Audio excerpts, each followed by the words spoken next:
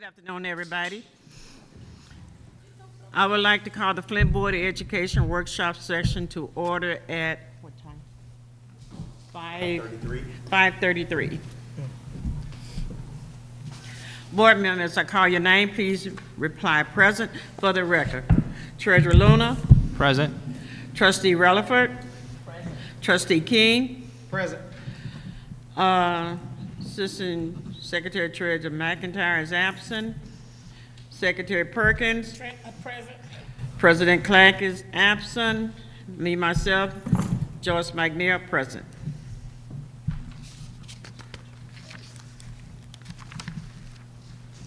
Any comments from the public? The board will not hear comments from the public. We ask that you state your reason for addressing the board and that you limit your remarks to 3 minutes on matter within the authority of the board and not address individual by name. The presiding officer of the board shall have the right to limit the numbers of persons who may address the board on same subject. Please state your name and address. Seeing that there's none, we will proceed.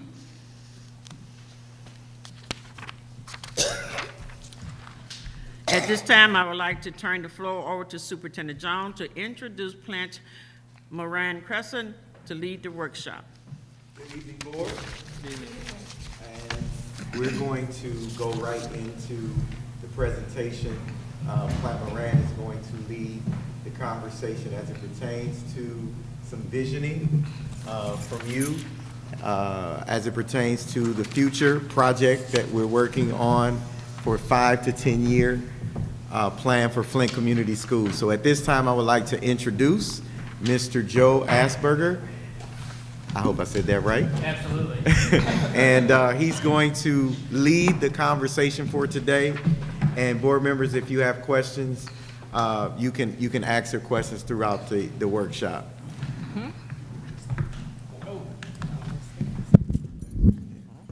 We also sent it to your email just in case, the PowerPoint.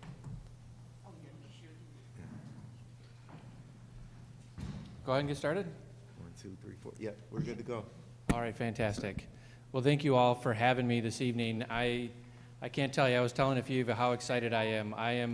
Our firm is based out of Southfield, but I am a Flint and Genesee County native. All right. I've grown up here since birth. I went to preschool at Washington Elementary. My family, I grew up in the Kersley district, but I've spent the last 18 years working for Kettering University. All right. And so I left. I was in consulting early in my career, came back to Flint. I needed to be in and around my home for my family, and to be able to work in the city, to reinvest in what we were doing, has been an exciting last almost 20 years for me. And then forgive me, I am 3 months into my tenure at Plante Moran, and so I am getting back into the swing of presenting and all of that kind of stuff. But I'm excited. When my colleague, one of our partners, Paul Wills, who, for some of you who have been on the board, was engaged a few years ago. Paul had a conflict this evening, but he and my colleague, Nicole Blocker, will be joining us. She was presenting at the superintendent's down in Detroit, and she's dealing with I-75 traffic right now. Okay. So Joe, you don't have to stand unless you want to. Okay. Unless you want to. I'll eventually sit down, but I'm a little excited right now. Okay. And I'm excited to be here because Flint is important to me.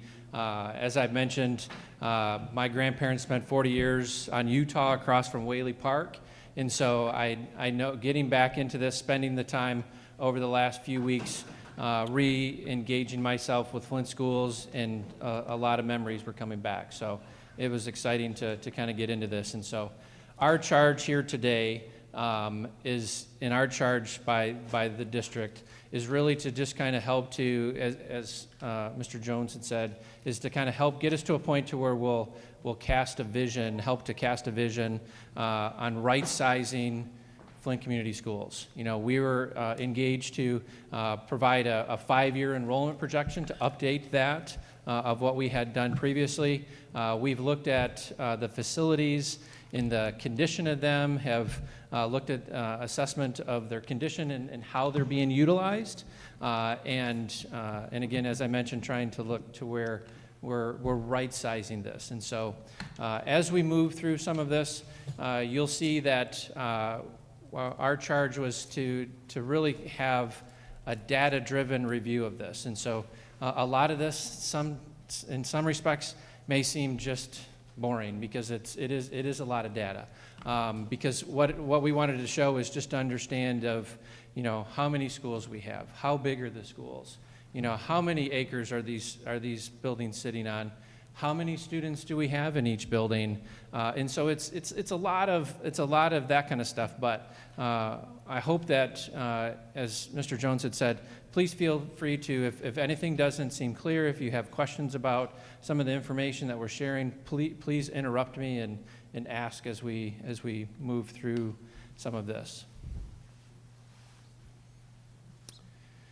So this evening, we're going to hit first on kind of what our goals and objectives are. We're then going to kind of hit you. We're going to kind of fast forward a little bit. We're going to kind of show you just some preliminary observations.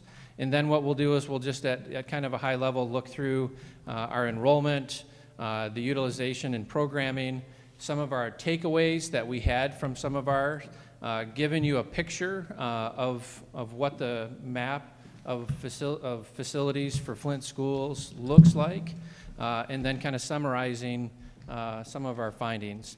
So our goal here today is, we really want to keep this at a 30,000 foot level. Like we want to, imagine we're in these drones these days and we're just trying to take a picture of what Flint schools looks like, and then our next steps will be looking at trying to get more detail, trying to look specifically at schools, whether we look to cast a vision of renovate, of put additions, if we look to new construction, if we look to re-energize some of the existing building that's within the portfolio that the district has.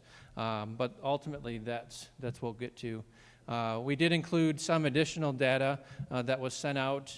You'll see there's an appendix listed. I didn't want to get into all of that. It just seems like it was going to kind of bog things down. But some of those things will be references for you if you want to click past some of those. So our goals for what we're trying to get at and trying to narrow down first, which is going to set the stage moving forward, first and foremost, what is our preferred cohort? What combination of groupings of our scholars are we looking to try to put together? Considering all the combinations that not only the district has gone through over its time, but what other districts are doing around the state, around the country, taking those into considerations, but understanding what's right for Flint scholars. So, Board, that's a question for you, some to get your wheels spinning. What do you imagine to see as it pertains to? Do you want pre-K through 8th? Do you want pre-K through 6th? And then we go 7, 8, or 9 and 9, 12? What are we imagining for Flint community schools across the board? So that's one of the questions that's going to be big for today. Yeah. If we get to the point that we don't know, or you want a suggestion, of course we'll be talking through it. But that is a big question. What do we want to see as a cohort? Right, and this sets the stage for everything. Okay, so we are looking at, these are campus, when we're looking at these bullet points, we're talking about maybe like a pre-K through 8th grade campus and a 9 through 12, I call them campus, but schools. Yes, so, all of those would be different options, as you see there. So currently we're operating in a pre-K 6, with the exception of Brownell, which is pre-K 5, right. Which is really just limited by space.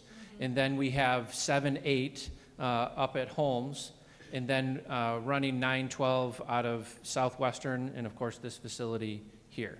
But other options that we could continue, the district could continue with that model of a pre-K 6, 7, 8, 9, 12. Yes, ma'am. I just want to throw a curve. Yep. I would really love to see seventh through ninth grade, because they're Okay. more together mentally. And I think once, and I'm gonna go back in history with Flint schools, when you had seventh, eighth, and ninth graders, the seventh graders were able to develop. Right. And so were eighth graders. You didn't go from a seventh grader wanting to be a 12th grader. And I think that could address a lot of the deficiencies or the inability to, for self-control, because they're within their own emotional Right. limitation. when I you have children right at that age right now. but- Understand. And that's critical to me, because that's the feeder, seventh, eighth, and ninth. And so when I looked at this, I'm like, I would love to see seventh, eighth, and ninth. I mean, I think And it can be anything. instantly, that would Yeah. be an instant change. And I do believe, Mr. Jones, that would really, really help with enrollment, because I support that idea. that was So amazing. do I. I support it. I got a great granddaughter right now, and she's so scared to go to the 6th grade. Right. You know, so Transition's the hard. maturity thing, I concur with that wholeheartedly. I think that'd be a good fit, 7th, 8th, and Flint 9th. schools was like that. Yeah. And it made a major. Major difference. Yeah, we didn't have as many, you just have a lot, kids can't be innocent long enough. Right. The way that it's set up now. And Agreed. it helps with the small goals, because see, I'm in the 7th grade and I can see a 9th grader. Instead of me being in the 7th and I'm looking at a 12th grader who's driving, who can wear makeup, who can have a boyfriend, all the above. Right. And I'm just getting puberty. Exactly. Trying to figure it out. I'm just sorry, I'm finished. Right. Makes sense. Good sense. Yep, I have children that span all those ages. I have children from 14 to 22 right now, and you see that maturity factor that rolls through. And and as we get into some of this, you'll start to see some of the numbers that are behind some of that. And so as we look at those cohorts, what does that mean relative to a building? You know, there's districts around the state and around the country that look at those type of things, but they look sometimes even within the building to where there's models that are going to some of the larger campus type things that you're talking about. But oftentimes what some designs can look at is doing like a campus within a campus or a Right. school within a school that can look at creating separation, because you know the children aren't, you know, they have a snapshot in time each day that they're there and at school. But when they go home to their neighborhood, sometimes within their families, like they're always going to be exposed to all ages. But to your point, like you want to create some of those opportunities to where when they're there, when they're focused, when they're learning, they can feel safe, they can feel comfortable amongst their peers in what they understand and feel is their peer group. Right. Absolutely. So really, with this here, these are articulating some typical models. You know, we can look at any combination of how that is. Okay. But this is going to be critical for us to decide sooner than later how and what it drives. And we're not trying to create look to develop buildings that are going to lock us into some of that, because you know, as the schools have ebbed and flowed over the history of them, they've been able to adapt to some of those. Like, you know, when you have so many classrooms, it's certainly at some point in time they may have a sign on the door that says it's 6th grade, but at some point that can change. And as we want to be able to create environments that can ebb and flow as birth rate changes, enrollment changes, and you get spikes in certain years and everything else. So how do we create that, allow to where the facilities feel like this living, breathing type opportunity to adjust within? Our next point, getting into determining the preferred scholars per building. So to your point, Ms. Relford. You can call me Melody. Melody, will do, thank you. All right. One of the things that we look at is, you know, when we currently look at the big question mark is elementary and secondary. And we, for the purposes of this discussion, identified secondary as middle school and high school. Whether they're combined, it isn't implying that they should be combined, but it's really just, you know, across history, that's how there's really been some of that divide between some of our younger scholars and as they get older. And so the question mark is really kind of looking at what is the optimal number of students that we want to operate these buildings in, because there's efficiency that comes with having more students, and I think the district sees some of that currently. You know, you're operating currently in some of the smaller schools like Pierce, for instance. Pierce is one of the smaller schools that has, I think, if I'm not mistaken, I think is the smaller end of 122 scholars in it. And so as you have, been charged with understanding all of the district and how it's operating, you can see and you can evaluate the differences of the pros and cons of what happens with a smaller community of students and what happens with maybe a little bit larger. Like we look at DTM. DTM is about 106,000 square feet. Its location plays a factor, but it also has on the higher end the 450 scholars in it. And that building even still has capacity for more. Each of these buildings have some capacity for more because our utilization is lower. But the thought that we need to really kind of invest in is, what is the right number of students? The state charges school districts for, optimizing our utilization of what the buildings are. They set a benchmark of around 85%. And so when we look at scholars per building, we also included here at the bottom, at an elementary level, which is fairly common to see 500 to 700 scholars at an elementary level. And again, we're showing ranges because everyone is a little different. It includes pre-K, it doesn't include pre-K. It goes 5th grade, 6th grade, some divide them, K2, like it's whatever works for every district. And again, that's at a moment in time. We're looking at some of this of like, how do we reset? How can we reset the district? How many of you are graduates of Flint schools? Half of you. So, you have a history of what was here. I have parents, siblings, and aunts, uncles, all that kind of stuff that graduated out of these. And we remember the days of when, Northern was open. My mom tells me all the time she was the last graduating class of Flint Northern. Of the old North. Yes, the old North. Yes. Yep. So there's a lot of that. My uncles went to Flint Central, and those buildings are 300,000 square feet and can accommodate a lot of students. If we look at the history across Flint and we think of what General Motors and the automotive industry did, like Dr. McMahon for Kettering, one of the things he said all the time, this was the Silicon Valley of the country. That's right. At one moment in time. It was. And when it was the Silicon Valley of the country, we needed businesses, schools, we needed all of that to be viable. And so that was a bubble in time. And so Flint schools and those that you have now succeeded, they had to develop a model then of how to do that. And they did a lot of neighborhood schools, which they did, and you look at this, and we're living today with a lot of those. These small 40, 50,000 square foot buildings, you can get 1, maybe 2 classrooms per grade level in them. But with each of those smaller type things, there's inefficiencies. There's more buildings to maintain. You got duplication of services, duplication of physical infrastructure pieces, gyms, support type spaces that sometimes through scheduling we can optimize some of those things and be a little bit better.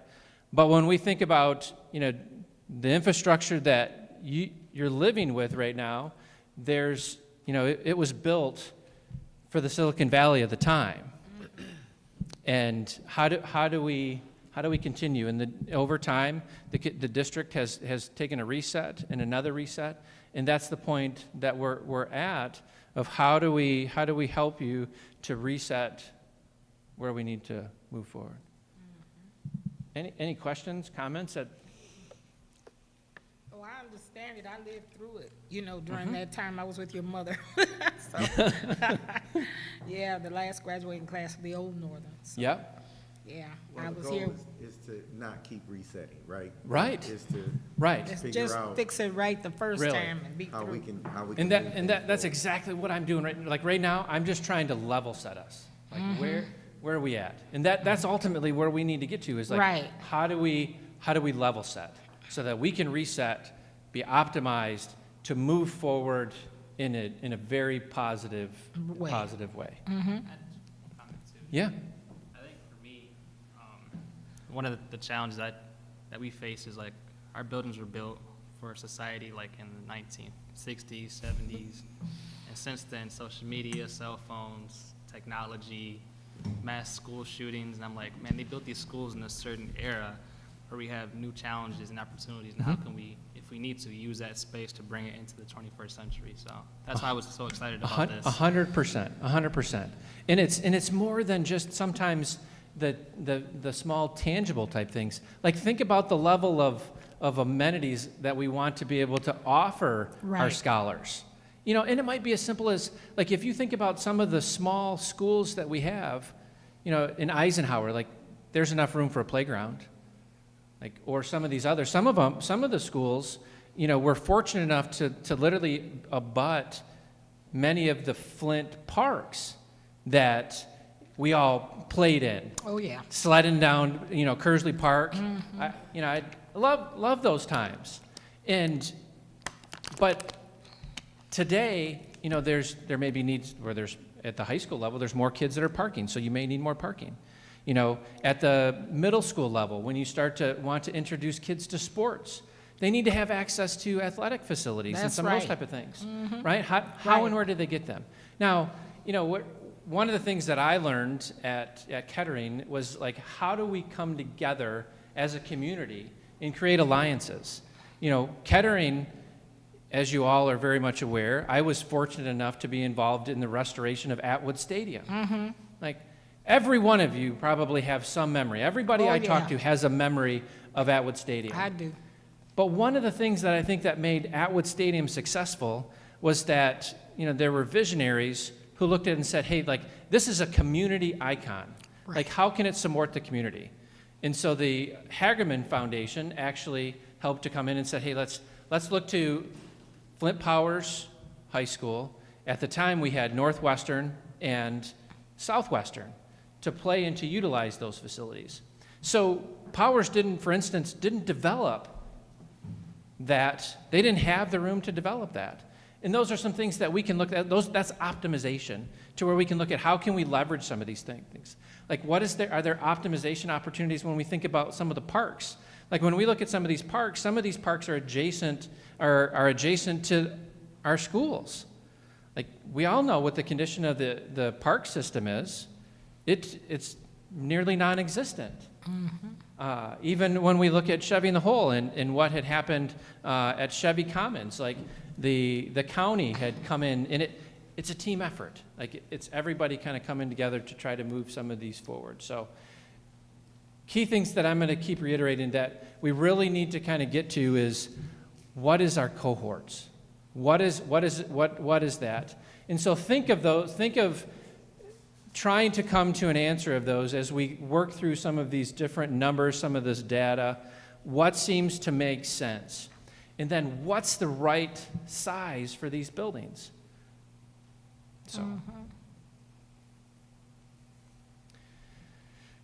So this is another piece that takes it a step further and says, okay, we have so many scholars that we want to put into a building.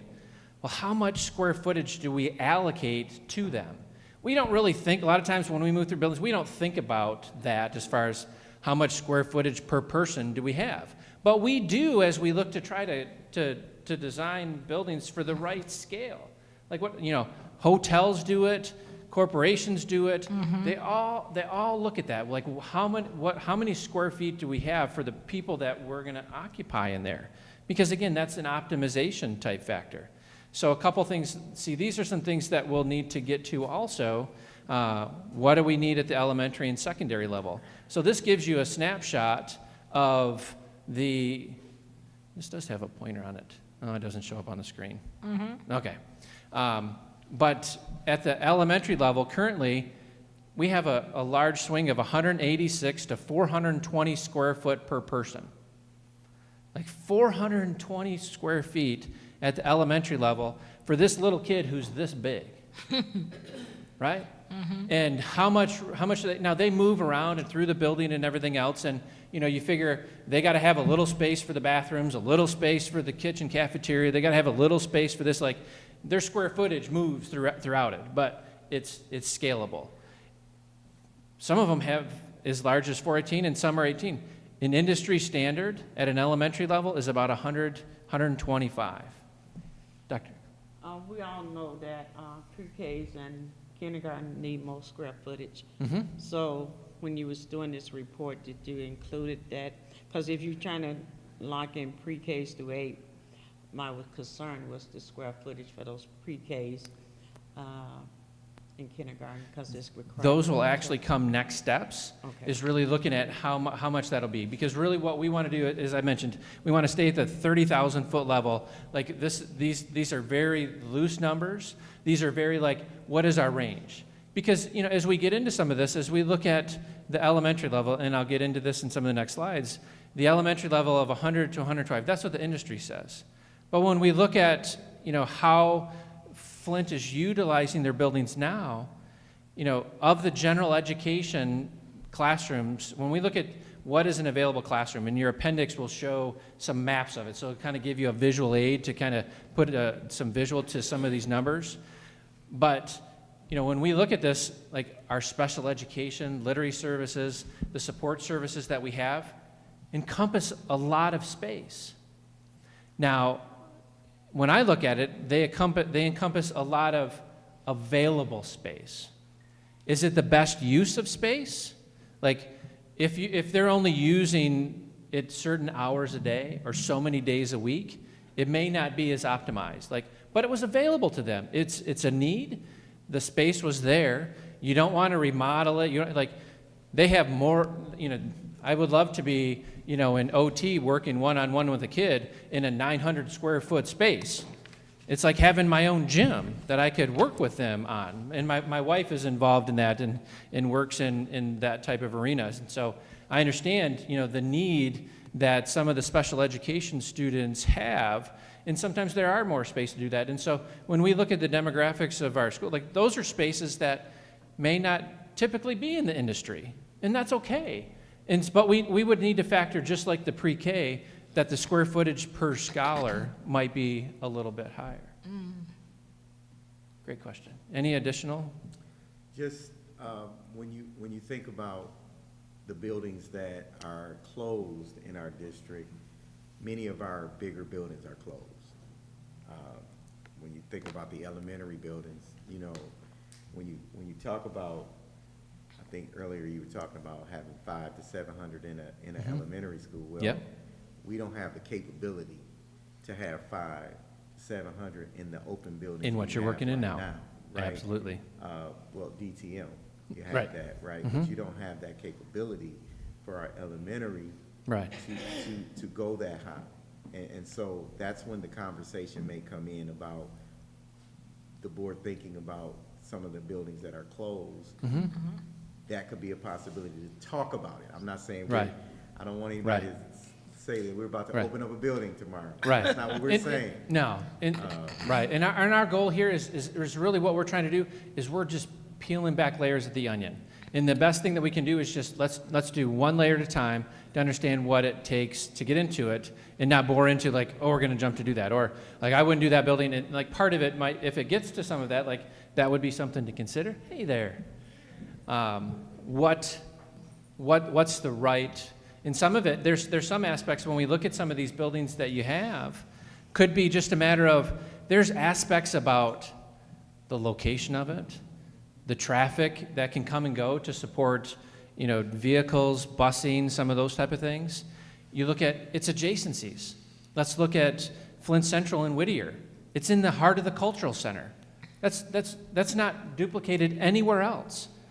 Like it's adjacent to the cultural center and Mock Community College. Like you can't replicate that a lot of times anywhere else. So what can we do?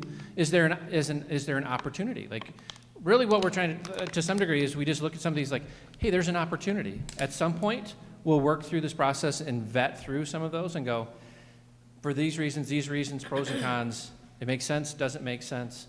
You know, we'll look at deeper as far as what does it take if that's a direction. It could be working with existing buildings that we have and that are operating, and maybe it's expanding those, it's renovating those. Is there a site large enough to accommodate it? Does the building make sense? Those are all layers of the onion that we'll eventually get to as far as some of the next steps. But here now is looking at what is our cohort combination that we're looking for. How many scholars do we want to put in these individual cohort type buildings? Like what's the right? Yeah, I just had one thing. Mm-hmm. Going off what Trustee Lippert said about the 7-9 model, and then, you know, you have DTM, which is big. A lot of these schools are in proximity to not just other like Flint schools, so like Southwestern, and then you have Eisenhower, then you have DTM. And this is just thinking out loud, like, if you could fit like that 7-9 model in a smaller school, but those students utilize some of the adjacent properties. And then also, they're by other assets that they could use, like a Flint Powers or a Kettering, et cetera, so, Right. I don't know. And those are all things that we'll get to. And what we're trying to do is kind of show you from different perspectives how and what that looks like. We have some maps that'll show some of that. So essentially, what is the number of schools required? I mean, our goal and objectives is what is the number of schools required based on our preferred cohort? And then we'll get into next steps. We'll evaluate some available properties and some of the demographics. You know, what's the square footage? What's the necessary acreage? Identifying, you know, what's the preferred building and sites based on various factors. And then we can evaluate things like renovate, expansion, new construction. Take a second and pause and introduce, for those that probably already know, Ms. Nicole. Hi, I was here last month, I think. Nicole Blocker, Senior Vice President, Plante Moran Cresa, and I've been working with Joe and the team to put together this information for you tonight. So I know you've already started, so I'll let Joe continue on and I'll add as necessary. Thank you. Can I ask a question? Yep. I would like to have in here also a good balance so that students will not have to get up an hour before it's time for school to start. Okay. Some type of way, take that into consideration to just have a good balance of the location of the schools. Because You're talking about as far as the distance that it would take the to travel to. Correct. Because transportation is an issue for a lot of the current, you know, of the students. And Flint is known for community schools, you know, which means it's in a community, it's within 20 minutes to where a student, particularly 5 or 6 year old, getting up at 6 o'clock and school starts at 8:30. That to me, that right there is a barrier for Right. families. And I just think with this, looking at the sustainability and also the attraction is one to be accessible. Okay, so there's no need to have a beautiful building that's not accessible. Right. Okay. No, those are all things that Gotcha. certainly we'll take into account, but those are certainly challenges that you're seeing with homes being way up on the northwest Correct. corner of the district. And so those are some things that, you know, when we look at kind of the map of your property inventory, those are certainly some factors that that weigh into the discussion. You know, when you look I look at the very south end, you have McKinley, that's literally bordering right along Burton. You know, a large site, adequate building, but those could pose some certain challenges that Right. sometimes are just too insurmountable. Like that stuff's great, but we need to be a little bit more centralized, or this particular location works better for that. And I think those will be some of our next steps that we'll get into to start to evaluate some of those. So just kind of some of our preliminary observations. Flint Schools is currently operating out of 8 elementary schools. So if we think of the 8 that we're operating, based on industry standard, if we were to keep 500 scholars at the elementary level, Flint Schools would require 4 elementary schools. So we're looking at, and that could be PK 5, PK 6, it could be whatever makes sense based on your discussion. But again, those are some of the factors that we look at this point in time for schools if the number is 500. Now, if the board and the district and the community feels that you could have more kids per there could be a possibility of reducing the number of schools that we're looking at, and those are all factors that play into that. Like, if you have more scholars, then can you adjust some of that? How can the board make a decision on something like that when you don't have buildings that can hold 500? Your Right. current operating buildings, right? Correct. I'm Correct. talking about the buildings that are currently open. Right.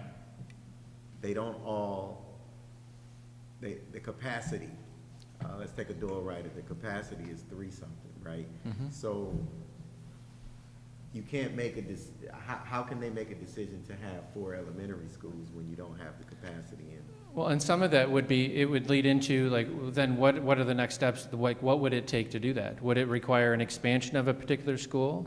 Would it mean closing that particular school and maybe reopening another one? I mean, those are some options that we can look at, but where do we, like, really, what are those factors of cohort, and what are those factors as far as how many kids are in a building at one time? And we can look at that, and those next things is then kind of level set at, these are some absolutes that we feel are really necessary, the number of students that are in there, here's the preferred cohort, and we can then look at and assess, like, okay, well then we could operate out of this building. This building works for this reason. It's got so much space, and it would require a 4 classroom addition in order to be able to get the number of scholars that we need in there, PK through 6, PK, whatever that number is, and it could be that. So it's to some degree level setting some of those to where we can look at what would be the options, would be some of our next tasks and steps to look at what would it take to do that. Here's another option. We could look at reopening and completely remodeling and renovating this particular school. And it would, this is what the cost factors would be. This is what it would be to do it. Is there a new school that's built? It could be any combination of that. And some of it could be, this location is so optimal for these reasons, everything else. How can we make this a solution for an elementary or a secondary level? And obviously, it wouldn't happen in a vacuum. It'd be a phased approach. Yes. I mean, Yeah. get to that goal. But the major thing is to know what cohort, what is the right thing for Flint at each level of elementary and secondary. And then from there, like Joe said, it's so many options that we can pursue and look at, and we can look at various options, so you have an opportunity to make an informed decision on which path you want to take. So looking at your building inventory, the next bullet, we need about 65,000 to 95,000 square feet, depending upon how many students. I'm building a new pre-K 8 facility in Detroit. They're doing 2 pre-K 8s right now, Paul Robeson, Malcolm X, and Karstens. And those hold 500 students, and those buildings are 75,000 square feet. What'd you say those 2 schools was at in Detroit? Paul Robeson, Malcolm X. Where is that at? I was just there. It's off of Linwood Oh, okay, that's right. in the lodge. West side. So that's gonna be your pre-K to, 8. Pre-K through 8, 500 students.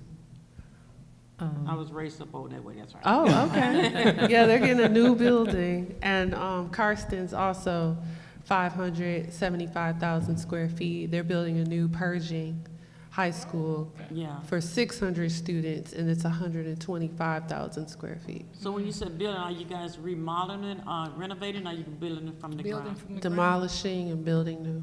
And for All Pershing right. too? Okay. Yep. We might have that opportunity. I have a question. Oh, go ahead. I You had a wanted to see question, that. Claudia? For me, I don't think you were here. I would love to see 7th through 9th graders Yes, Oh. for Yeah, the that's- social Me too. emotional aspect of it. And Okay.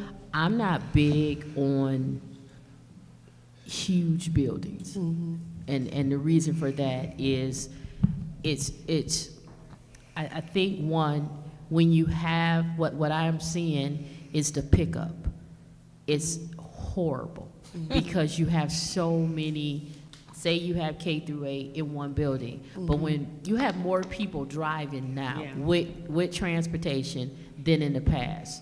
So I'll date myself. Back in my day, we didn't have a line of anybody picking anyone up. We walked. So, walked? correct. Yeah. So when I'm seeing all these amazing buildings, we had the opportunity to go to Orlando, and one of the worst time was pickup time and drop off Yep. because you just have cars everywhere. So for me, when I'm seeing these, that's why I'm not huge on big schools because of the pickup and the drop off and pickup. But for me, with the pandemic, it's really, really important socially, emotionally, and just for the retention of information Yeah. for kids, because it worked very well when 7th, 8th, and 9th graders were together because they weren't too far apart. Okay. Far as developmentally wise, puberty, expectations, they're within 1 or 2 years. So with this development, I would just truly love to see that That's awesome. take place in that. And I agree, like, when I was at their pre-K 8, I went during pickup, not drop-off. The pre-K, they need a separate entrance for licensing. And then throughout the day, they had to have 2 separate, so that's something you have to consider, 2 separate entrances for the K-5 versus the 6-8. So when you do put that pre-K 8 into a building, those are things that you need to consider because you don't want, some districts don't want the 5, 6-year-old to interact with a 12 or 13-year-old. They want to keep that separate. So as you go through this process, and I'm so happy that we're here today having this conversation because this is a huge Yes, it decision to is. make. It's a huge change to make. And we need to hear from you and the community to see what are some options out there. And so you're looking, I think, I'm hearing from you and tell me pre-K 6, 7, 9, then 10, 12. Correct. And also with the buildings, and again, I'm dating myself, the upper L, 3rd through 6th, they never went to one side of the building. So I went to Bunch Elementary. Okay. And pre-K through 2nd, they had a completely different entrance. Okay. And all the bigger, you never crossed. Yeah. So for Yep. me, that right there, that's just how the buildings could be set up to where they never cross. Yep. So, and then also you have, for me, it's just the cohesiveness and the student's ability to see a goal.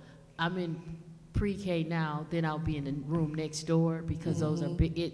It gradually goes up, and when they go to the bathroom, you can look up the hall where you can't go right now. and look forward to You know, that. that's where I'm going. So Yeah. it's like now you don't see that. Yeah.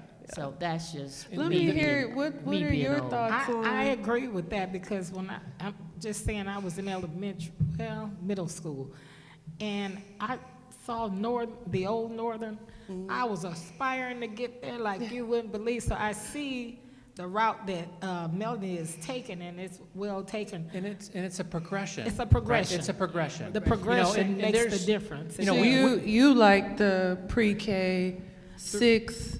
I like pre-K through 6, and then 7, 8, 9. Okay. And 10, 12, same. Yeah, same as Melody. I think that's the best route to take. Okay. What about you? I support the pre-K through 6. One of the reasons is that I own the Early Child Development Center for about 15 or 20 years, Okay. after-school program. One of the things you got to do is listen to the voices of the people. Right. Parents want stability, and we have to be able to give them their stability, like a pre-K through 6. Okay. And once you interrupt that, that's what some of the problem with Flint was, and we lost a lot of students because we didn't listen to the community. Mothers and parents in this society want their kids like in one location, pre-K through 6. And we have to keep that in mind. 7, 8, and 9, I truly believe that they need to be in a group, in a room, a school by themselves. Okay. And then you got your 10th, 11th, and 12th. Right. And I remember sometime we were looking at some way with Northwestern, but we couldn't do Northwestern because of the bathroom situation that's built for high schools or something. But that's what I'm looking at. Homes in Brunel, that's a very tight community. Was over there the other day. Mr. Jones, hold that up. And they doing placemaking for that district over there. They do a what? Placemaking. Okay. And it's a grant money that close to about $1 million some dollars that GM is Sorry, going to can I invest. approach? Yeah. And that's something you guys need to look at. I was in a big meeting, and that's something they're looking at, parking lots or parks, utilizing green space. That Okay. supports Brunel and homes. This is the neighborhood. And That's this the is through the neighborhoods. neighborhood, and this is money they're gonna go through the neighborhood association to help support Brunel and Holmes neighborhood, as well as doing work around the school And General area Motors. and providing those resources. Because that is a very community that really wants their school to stay there. Oh, We can't risk losing anymore. We lost a lot, and we have to listen to the voice. But the only thing about Brunel that people have to understand is small. So we couldn't get, what, the 6th graders in Brunel? Yeah, just 5. Currently, we're pre-K 5. Pre-K 5. So, you know, when you get rid of your big schools, this is what happened. And then we got close to 100 kindergarten enrolled Coming up. Coming up, We have yeah. 100 kindergartens coming up. So we really have to be conscious because young people are coming back to Flint. Young people are, because I don't make baby, that don't mean other young people are not making them. Right, Joyce. Right. So, but that we have to be conscious of that, you know. Right. Yeah, you do. We have for 12, 15,000 youth here, and I'm listening to them. Mom That's wants right. to sing a parent, they wants to get up, be able to get to that school in 2 or 3 or 4 Just go minutes, one as we school. did in Orlando, Florida. Right. And that's how they grew that Title I area. Oh, it was They beautiful. listen to the community. It's just not by what, you know, they listen. And so the people started coming back, the value of the home started going up. Why? Because young parents, I might want to live out in the suburb but young people wants to be close and connected. So the pre-K through, I'm conscious of that. And so that's what my focus in 7, 8, and 9 Me in too. the area, and 10th, 11th, and 12th. And hopefully we can find a space or either build something to make that work. What Yeah. about the men here? What are you thinking cohort-wise? All great comments. I think for me, I know families are really big on choice. I mean, that's really a big Michigan thing when it comes to school choice. And go to this charter school that offers this, or you go to this neighboring district that has swimming, and your son doesn't do swimming, but you might want to do football. So I think when you think about these cohorts, we have to really think that families do want choice. Maybe we can offer an array of choices where, you know what, this 7, 8, 9 really works for me, but there may be a different model at another building or another campus within that campus. So I think for me, any ideas on the table, it just has to be data-driven with the evidence that y'all give us, and at the end, a community-driven decision, so. Okay. Now, one of our observations when we were doing, we have kind of a heat map that literally takes all of the students based on their residency and shows where they're at. Like tonight, we only included one that just kind of shows the full district, you know, across all levels. But we also can do that per district. Right now, just clarify for me, but families have a choice of which elementary school. Yes. It's not based on geographic area or anything else, because that's not what we're seeing from a mapping type standpoint, and I just wanted to confirm You that. guys put this in the presentation, it's a later slide, but they're also that greater geographic area, because if you live in northern Flint, you have options for Hamady, you have our Flint options, you have different charter schools, you have Beecher. So we live in a way larger ecosystem that unfortunately affects our decisions as a district internally for the future. So Right. Mr. King, what are you? I think I like PK through 5, and then I think 6 through, like a 6 through 8. I do understand my colleagues with 7 through 9. I would like to see compare with other outside districts, not in the state of Michigan, but let's say other states, Okay. and see how that fits into that scale, and like similar, size of Flint, demographics, et cetera. I would need to see that data. I wasn't in that time when Flint schools did that. I'm looking forward to seeing what that looks like.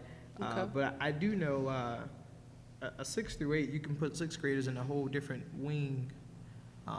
When I went to CA Middle School, 6th grade had their own little wing going on, and 7th had their own hallway, 8th had their own hallway. So you kept them kind of separate in some cases. So, I like a PK through 5.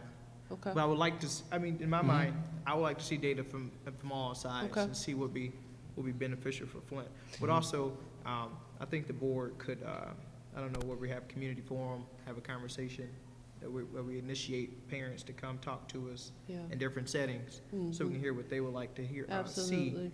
But also, we can provide data with those options that we could choose, but making sure we're doing it in a timely fashion. But that's what I'm thinking. Right now, for me, I'm liking PK through 5 and having a 6 through 8. 6, 8, 9, And then 12. 9, 12, because I still like that freshman idea, the freshmen can progress on up. Yeah. Because I remember the pep rallies and how you had the 4 sec. I'm just thinking about that. Recently graduated high school too, so I still fresh in what Okay. that feeling could feel like. So that's what I'm thinking. So the idea is to get your thoughts tonight. Yeah, that's right. That's it. It's not That's it. for us to make a decision, but to get your thoughts so that we can go back and start some visioning with what you've given us. You're the what, and we're the how. So we're gonna take what you're saying, the curveball, and try to see how we can do it. Seriously, but try to Gotcha. see, what our options are, what staffing would look like. That's right. All of those pieces that go into it, That's right. activities, the after-school parts of it. So all of that, we're just taking what you're Taking it saying, in. and it's gonna help us drive some vision. That's all we're Mr. doing. Jones? Because I know in San Antonio, I went there, and they had, I just want to throw this out there, they had what they called were houses in their elementary schools, middle schools. So if I'm in the 6th grade, I go to my house, and the house was like 3 levels, and they had like science and math on a level, English, reading on another level, and then like STEM and other things like on the 3rd level. So you stayed in your house, and it was like very just windows, you see outside, and then in the middle of the house, it was kind of like a living room, and it was like flexible space for teaching and learning, independent learning, and then for your support services, they had like rooms, but they were open where the teachers and the parapro support staff could communicate and see each other. But I never had seen that here in Michigan. And I was like, that's interesting because it's like literally a house. And then they had like their other areas, the gym, the cafeteria and all of that. So we're looking into more of that collaborative, flexible space because I don't think that nowadays with children sitting at a desk with a chair and the desk and the chair all combined in one, and you're just stagnant in a space all day looking up at your teacher. I don't think the scholars really Are into it like that. exactly. I don't want to sit here all Yeah. day and be talked to. So So linear and traditional. exactly. So And yeah. you know, we used to have the skill center also, which was another outlet for so many things, from home economics to skilled trades to beauty salon in the skill center. I remember all those things, and then we had started the exchange students. You know, it was just so many things that these Right. kids coming up nowadays didn't never experienced, but it was good grounded education. Right. etiquette, just so many things that you know you don't see or hear of anymore. And I like some of that indoctrinated into the school systems, Okay. because culturally, I gotta take my notes, sorry. the children need to know some things that are getting past them that made us who we are. You know, and they have no clue. A lot of them are so into the technology, as that was mentioned earlier. They don't have a clue about socialization. And that's one of the things that really is impactful for me. You know, I like to see that Nicole, I captured. think a lot of some of the imagining could happen if you guys get to some of those maps. and Yeah. kinda move Yep. through Yep. some of Yeah. this. Yep. 'Cause Absolutely. I think you're on like slide 3 or 4, Yeah. and we have way more slides than that. Yeah. So, So essentially, But just, it's good yeah. feedback, I though. understand, but I just Good think that dialogue. they I could- know. Yep, Yeah, keep we'll things keep moving. moving. Good We'll keep it dialogue. mo- We heard you, yes. so as I mentioned, right sizing, looking at more like 4 elementary schools, 500 at a secondary level, 1 to 2 secondary schools, looking at the square footage of over 100 to 200,000 square feet with acreage, essentially at a point to where, you know, we're operating currently at about 900,000 to 1 million square feet, and we could reduce that by almost 45% to right size the district. And that equates to, you know, less need for capital improvement, less need for operational expenses and such. So this is just a chart. This will ultimately be in our report, but really starts to break down the projections of where students are at the different cohorts. This is in your packet, but we'll enlarge some of this as we get into some of it. You saw this in your packet, but this gives you, again, this is a snapshot in time of where all students at all levels, where they are. And Mr. Luna, to your point, like when you think about some of the things, like as an old East Sider and family on the East Side, I look at that and go, why is that? And so those certainly raise some questions. Is it because there was a choice and they moved? Was it aging population and there just aren't scholars at school age that are still in that area? So these are things that we can kind of play into it, but it's all some data points that we can help to make some decisions from. Well, I think what's interesting too is when you look at 1 and 10 here, Yeah, Ronell and Holmes. Holmes, if you all can, I'm in the way. but No, you're good. you can see- Come on, teacher. Well, when you look at Ronell Holmes all the way up here, right? Right. At the far end, and really look at the red, which is K6. All of the red dots is K6. We're serving less K6 in this space. I think that tells a story. I mean, if you look at, So that doesn't mean that K6 is over there, right? Right, Right. But we're serving less K6 in this space. right. So it's something for us to think about, what we want to do on the north, we gotta do something on the north end. Which is why that sheet that I gave you the other day is impactful. Because they're getting ready to do some stuff over there, which I think will draw people back into the community, Yeah. into the neighborhood, Yeah. if we do some stuff like that. Not taking over your presentation. No, this is all great stuff. Looking at this map, and I'm always looking for growth. I'm not looking to go down. I'm doing the renovation, expansion is for growth. So even though we're looking at this, I think our last census, we had about 15,000 School-age kids and. school-age yeah. kids here.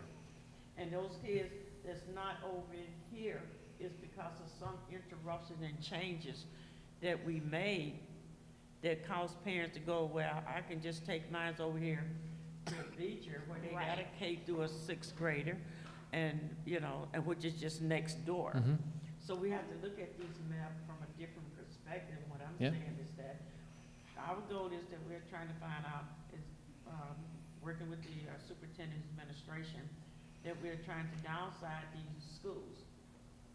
Is that what you're looking at? Well, Like if we said pre-K through 6, so if we said pre-K through 6, what are we looking at from this map legend?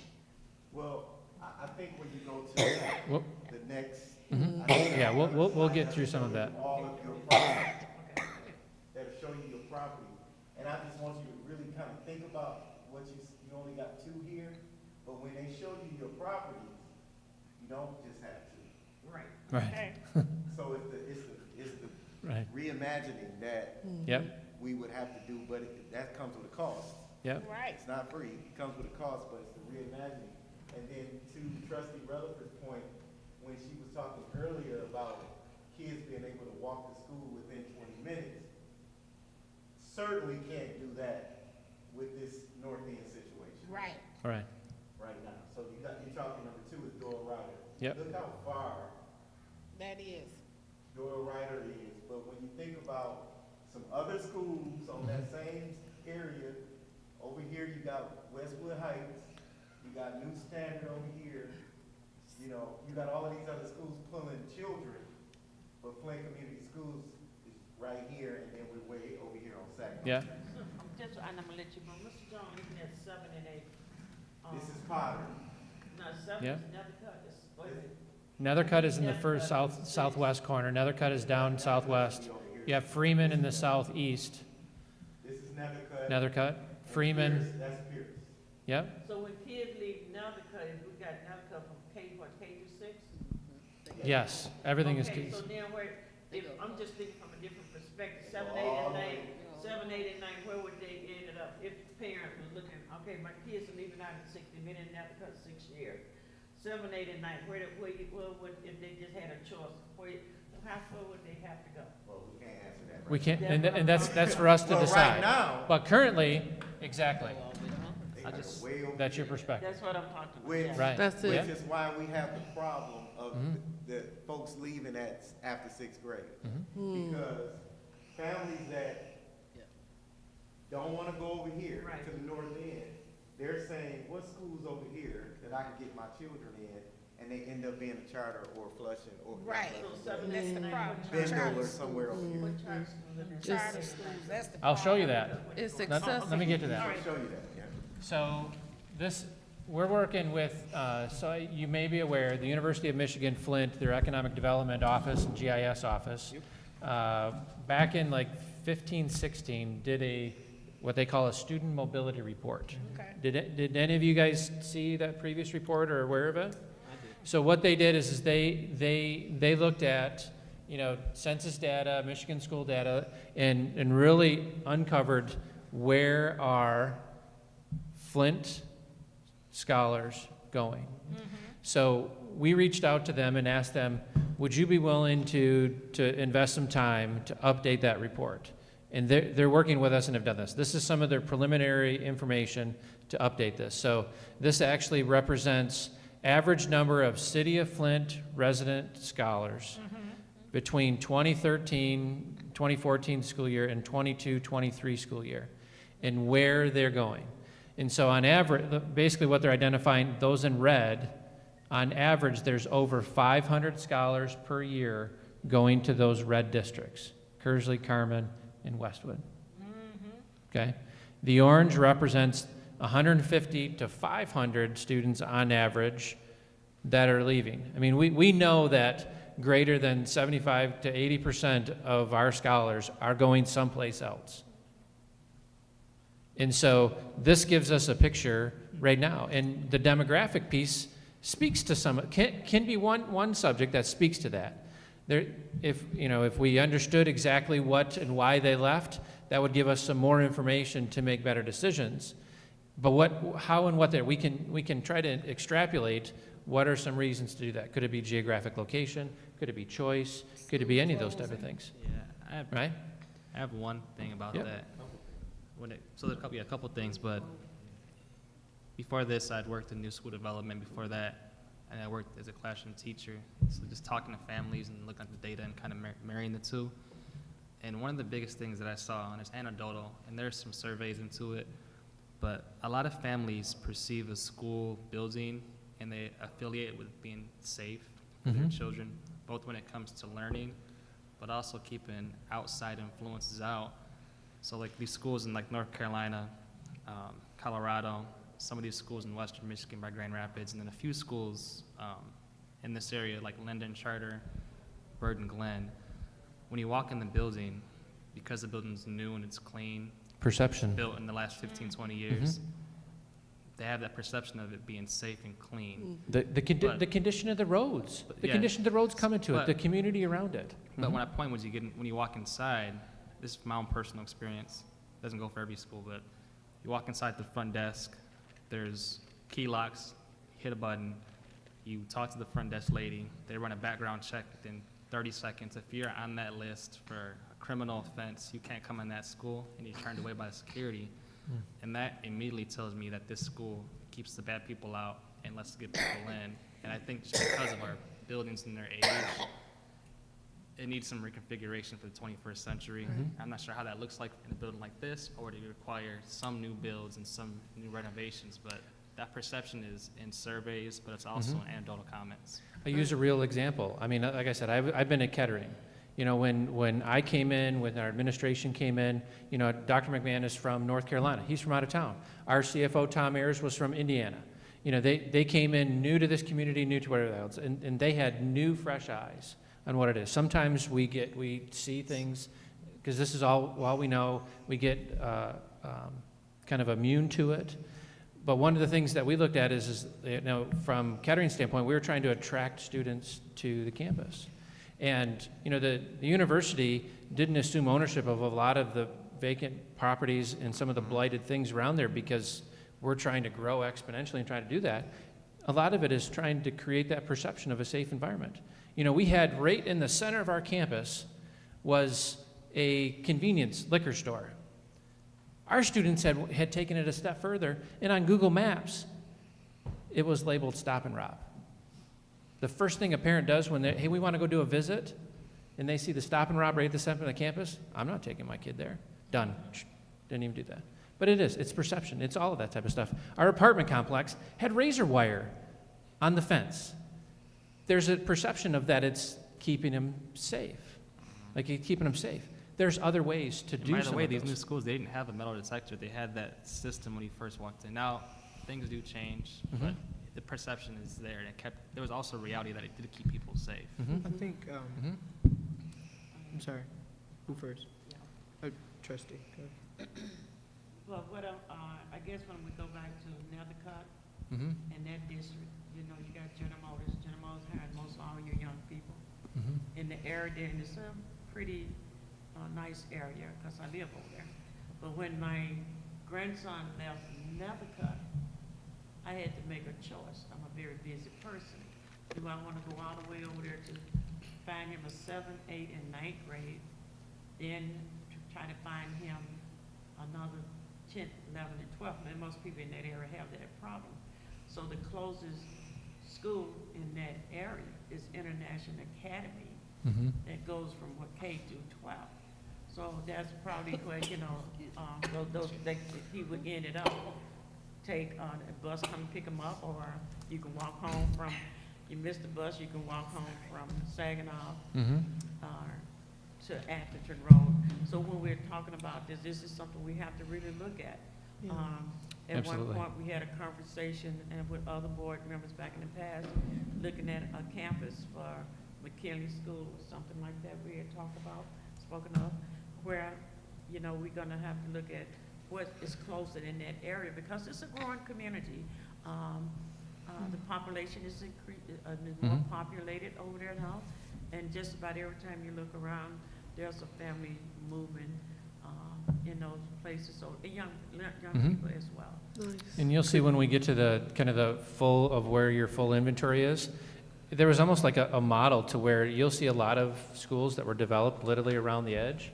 To some degree, you know, at the time, it literally kept people from coming in. Like, we wanted to put our schools at the border. Like, this kind of kept them here and kept them through. Excuse me, one sec.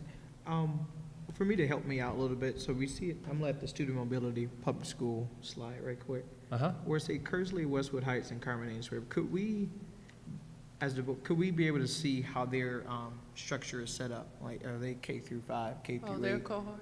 Yeah, like, could we see that, the cohort part of that? Sure. 'Cause, I mean, they specifically tell us parents are moving out, not even just in the red, but try the orange as well. And we can have a comparative analysis and seeing where, you know, parents are making this choice to move out. we can probably provide some of those reasons As, based on the cohorts. as one factor, Yeah. And as Mr. Luna had said too, like, you know, it's the choice factor. Is it the cohort? Is it the athletics? I mean, those are things that, you know, my kids have dealt with, and is with the school of choice. You have a lot of kids that move from different areas, some of which is they'll move just because of a particular coach. Yeah. Could you, I mean, for my mind, I'm just boggling it, could you also look at the age of their buildings? You know, have they been remodeled, anything, if that's possible? The reason why I asked that. I don't know if that's going to be readily available to us. Only reason why I from some of asked the- that is, we have old buildings that we're in, you know, newer buildings could be a factor for some, or modernized buildings, like, you know, we're getting dual right, or, you know, remodel, that hopefully I would attract some more there, but is that an attraction piece as well we could use, why families are choosing others? That's what I'm thinking in my mind. Okay. I know when we had a meeting the other day on the north end, a lot of the people were complaining that we had so many beer and wine stores on every corner that our children had to walk past to get to a school. You know, that was a deterrent for, and I've been complaining about it forever, and I said if I ever got on the council, I would never pass another one in our community. I'm just sick of them. They're on every corner. Right. You know, it's like, this is what they want our children to see. That's the way I feel. And those are how we can kind of, as we move into next steps, how we can kind of analyze some of those type of things. Like if we go through and look at this building for this size, its location, whatever else, we can look next step of assessment. This gives us a quick picture of, we'll move through, we talked about the public schools in the last slide. This gives you by kind of size of the dot, those of where the scholars are going relative to the charter schools that are in the area. This gets into some of the data.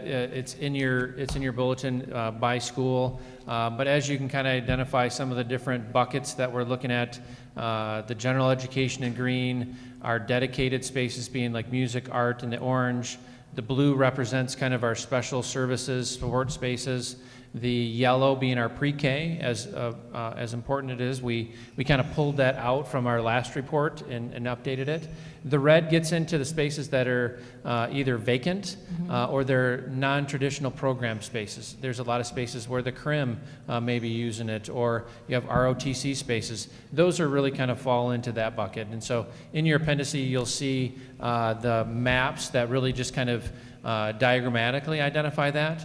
The table will go through and show you by quantity how many of them and how the utilization numbers came out. But in a whole, our first bullet point across there identifying that essentially at the elementary level, our utilization is at 58% of what could be in there if if these spaces were factored in, with room for an additional almost 1,400 scholars. And the state wants you to be at 85%. So essentially, you're 27% lower than what the state would like for you to be at capacity at your school buildings. Now, keep in mind that we have a lot of services, right? We have a lot of services. When you talk about MTSS social workers, community health workers, we have a lot of services going on in small buildings. So some of those spaces that kids could actually be in we actually are using those spaces, combining services in one room, because every building is configured differently. None of our buildings look the same, right? Which, causes us to have a little bit more work to do. As Exactly. How do we as a team. optimize? How do we optimize? Can we, through scheduling, through size, through some of those type of things, and some minor renovations, can bring back online? We may find that we can bring 2 more classrooms online if we take and consolidate these services or schedule them or put them in smaller spaces, and then maybe add 3 more or 4 more type spaces. And We need the services now. Right. Don't get me wrong. We need the services. It's just we're what they're speaking of underutilization is in part due to we have folks in places where kids could actually be. What you're But saying, where would you put them, right? Currently, where would you put them? You don't have anywhere to put those folks outside of the spaces that they're using. Just like at Eisenhower, when I was there, they had the parent facility, community room that could be used as a classroom, but it was dedicated that space, so that takes away. That's an example. Yeah, That's an very example, good. That's basically. exactly When we- right. Yeah. When we remodeled Doyle Ryder, did we take all that into consideration and, you know, utilize space? You actually added Accordingly. classroom space at Doyle Ryder. We did? Yes, you did. Okay. So one of the things, you guys saw our new learning commons at Kettering that just went up. You know, that was, to me, our vision for that was, that is the epitome of barrier-free. And what we found is sometimes the simplest things, putting a label on it is a barrier. You called it a community room. A lot of times people perceive that as you can't use it for anything else. Like we kind of turned to things and said, like, these spaces, there aren't rules to them, there aren't labels to them. They can be used for several different purposes. They can be optimized. And so sometimes, you know, we can, through some of these simple mechanisms, we lock ourselves into it, and that's all that it can be. So how can we look at different things? Quickly, at the secondary level, at the middle school and high school, optimization's hovering right around, or utilization hovering right around 50%, with capacity in combination of close to 1,000 students for additional capacity. So this gets into, as we, you know, what is the right cohort again? What's the right cohort combination? So this begins to look at, and forgive us, we didn't include the 7-9 option that's on the table, but we can certainly provide that data point. Or actually, if you go even back to that chart, you can, the table will identify what that, how many numbers of students in the next 5 years that we're looking at. But this represents that cohort. If we were doing a PK5 over the next 5 years, we have a range of 1,500 to 1,600 type students that we need to accommodate. So this is where it gets to right size. For instance, if we look at a 9-12 cohort, we're 300 to 500. If we reduce that to 10-12, then those numbers get smaller. So as we have those smaller numbers, we think about we're creating a dedicated high school for what could be 250 to 400 students. So we putting that into context of, like, is that the right size, and what does it need to be? Or do we look at, you know, things like, are there different models that we can look at as far as creating still the 7-9 cohort, but the building within a building? And so it starts to get the numbers, you know, increase to where it's more optimized in utilizing a building or an existing building or something else for a larger number. But we can look at changing it, you know, things like wings that separate some common spaces, house type things that Nicole had referenced. But, you know, one of the things that we had heard early was one of the tough things for students, and I was kind of hearing it in some of the discussions here, is the transition. Like, transition is hard. So with each combination that we have, there's a transition that happens in them. And I think what I'm hearing is, to some degree, if we can even through adjacencies of schools or sometimes within them, the students over time on an everyday basis, whether they pass the halls or whatever else, there's a separation, but they can see what's to come. Like, they're not just, bam, all of a sudden September comes and, you know, I knew it was coming, but I'm blindsided, as opposed to, I have a soft feel into it. What does that transition look like? I can feel it every day, you know, however it happens. And then you get some of the teachers opportunities to, like, how do they go and transition them, as opposed to going from one building on one part of the site to another part of them, and our barrier is maybe busing or the time it takes or some of those type of things. Like, what are some of those different opportunities that we have that it gives the teachers more opportunities, and even the locations sometimes can give Right. different opportunities. So we'll add 7 to 9 to this, so we'll see the numbers for that. So these are some of our takeaways. Again, just reinforcing 58% at the elementary school level. But this is where, on the right-hand side, you know, we have 87 general education classrooms. Of the total of 188 elementary classrooms, We're using less than 50% of them for general education services. And to the point of Mr. Jones, if we go down, we got 41 special education support classrooms. That's half of the general education classrooms. And if you go back and you look at some of the mapping that we included in the appendices, you'll see that by color. So it kind of gives you a visual depiction of the separation between them. As we move and looking at the secondary, same type of thing. You look at within the buildings, 38% is dedicated for general education use, and about half of that is used for our special education support type spaces. Do we, in the elementary part, have we factored in I know some schools use the gym, not the gym, the auditorium for their music area. You'll see, if you look at we included the maps for each of them, and you'll see how they were classified Okay. in there. Gotcha. So Okay. if you look at those, you'll see, because you're right, in some cases, the auditorium is kind of a mixed use, and so it may have been counted as a classroom space. Yes, ma'am. As it relates to your assessment, and we know that we have spoken different community forums and with the community. Speaking of, I know the state required 85% capacity. However, are we looking at smaller classes room and other small classes in our school? So where a nominal classroom has 28 students, are we looking at having, this is just for Flint because we're so unique, very unique. And we need these special programs. We need these different because of the behavior. And whether people like it or not, our city and citizen suffer from it, a lot of things. And whether people believe it or not, until you have to put one of your babies to sleep, then it'll come to reality.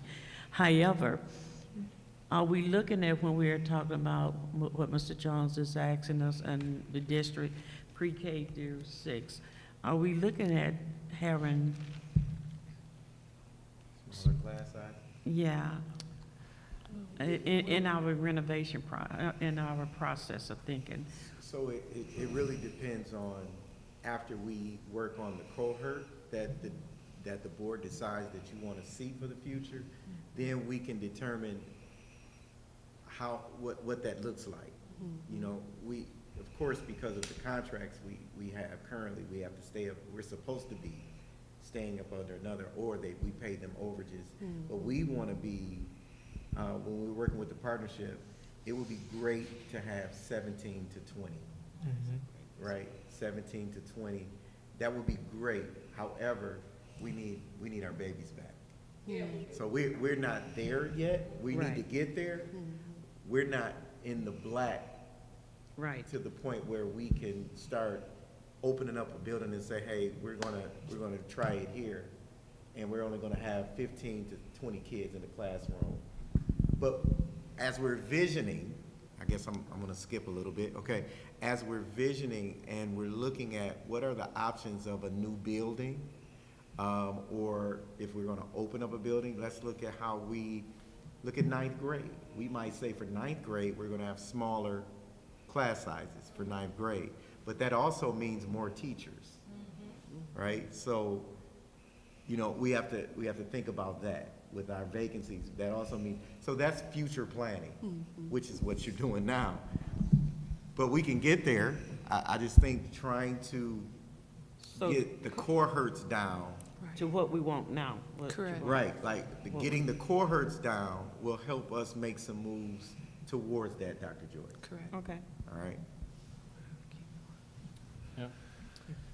Just hitting on 11 buildings that were operating just under 1 million square feet. All 11 buildings need upwards in excess of $177 million over the next 10 years to bring them up at an average cost of $192. Let's be mindful, and we'll show this visually.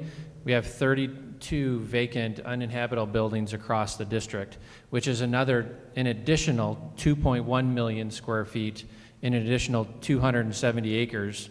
Then there's even 19 vacant sites that the district has for an additional 22 acres. So we're operating at half of, a third of the total and half of what is vacant right now.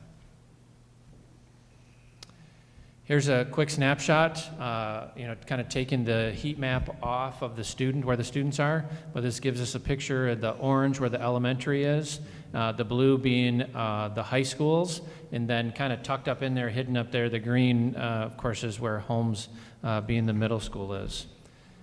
This next slide gives you a picture of all of your properties. Those in purple add all of the vacant buildings that are not in operation. Mr. Jones? So I'm gonna interject. Okay, can you go back one slide? Yep. Okay. Oop. No, yeah, no. There we yeah, go. Right here. So this is us. This is us. Y'all know that show? This is us. So when you look at, remember we were talking about this earlier? Right. So when you look at where they are, and Dr. George, you mentioned Nethercutt being here. And when those babies leave to go to 7th grade, they have one option right now. Yep. But now go to the next slide. I gotta get these up and down Oh, here. You gotta make my little show. Right, you taking away the. You're going somewhere there. You know, Okay. Here's where we are. Yep, and now, Wham! voila. And so when you look at the distance, if the board decides we're going to have a middle school somewhere central location, What that purpose is. In the middle. then if the board, I'm just visioning with you, if the board decides, hey, we're gonna have to have a central location for a middle That's right. school, you have some buildings that you can choose from. It's gonna cost us, and we can get with some Yeah. partners or figure out how we can millage or bond or whatever. Yep. But you have buildings to choose from in order to make that happen. That's just what I want to do. Yeah.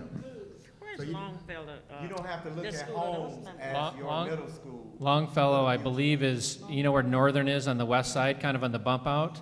Longfellow, I think, is Yeah, just I to the just right wanna of see it. how far that was Chevrolet from- area. Here's Hamilton. It's right there. Come on up where your thumb was. Over Your thumb over to there. the left. Oh, Longfellow by Summerfield, that's right by my house. Longfellow and Summerfield are right next to each They're other, right correct? next to each other. So it's right next to Northern. So they're Nope. back in. You see that? Yes, right there, Melody, the next one The down. next one down. See where the the blue, purple dots are overlapping? That's Summerfield and Longfellow. Yep. So as Chevrolet comes up, What about Northern and Anderson? so Northern is in the west where the bump out is, right there. It's a There's shame. Northern and Anderson are right there. They're the same thing, so you can't really see two dots based on the scale.